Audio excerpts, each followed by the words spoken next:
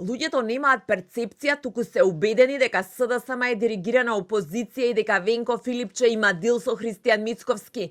И ова е клучниот предизвик кој што во наредниот период ќе стои на патот на раководството на Бихачка за партијата да ја врати најпрво довербата кај своите, а потоа да стане и алтернатива кај граѓаните. Ова според повеќе високи партиски функционери, пратеници, поранешни функционери, председатели на општински организации и градоначалници, со кои изминативе 2 недели се сретнал лидерот на опозицијата, со кој контактираше телевизија 24, е заклучокот што е ставен на маса пред првиот опозиционер, како нешто што Филипче мора итно да покаже и докаже дека не е така, за воопшто како што велат СДСМ да преживее. Луѓето немаат перцепција, туку заклучок дека има пазар меѓу СДСМ и ВМРО-ДПМН поради неказнивост. Причините ги гледаат во недоволната опозицијска активност, недоволна острина и опозицијско делување на раководство, пратеници, недоволна и навремена реакција за тешки теми, како Кочани, например. СДСМ мора да направи план како да се одлепи од оваа приказна што сами си ја наметнавме и тоа му го кажав на председателот. Вели за телевизија 24 висок функционер од СДСМ. Овие забелешки, но и барање за јасна стратегија, а не за козметички промени, а особено одговори зашто Филипче по сите реакции на пратениците сепак реши да го части како што рекле дел од нив минатата недела на состанок со него.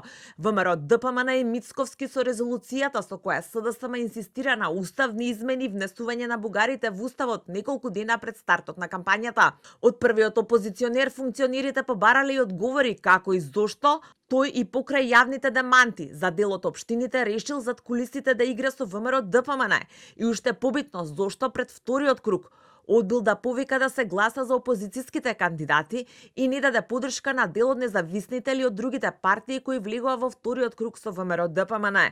Дека партијата под водство на Филипче го изгубила курсот, а лидерот и раководството треба да си понесат одговорност, особено поради нејасното опозицијско делување.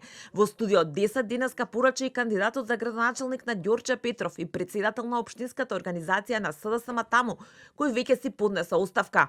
СДСМ не покажа опозицијска борба или не покажа борба воопшто во овој изминат период. И за жал се создаде впечаток во јавноста дека сме само привезок на владеачката партија. Средбите на Бихачка и пораките до Филипче дека на СДСМ не и требаат козметички, туку суштински реформи и промени, доаѓаат по историски најкатастрофалниот пораз на партијата на локалните избори, каде партијата го проби дното од лани и стигна до 126.000 гласа. Филипче порача дека немој ни на крај памет да даде оставка, но најави смена на дел од раководството. За сега оставка си поднесе Ана Чупевска, а Методија Илиевски ќе биде разрешен. Висат и местата на Кристина Костова, која во својата изборна единица освои сериозно лош резултат и која што според информациите меѓу двата круга најавила усна оставка, како и на Љупчо Фармаковски.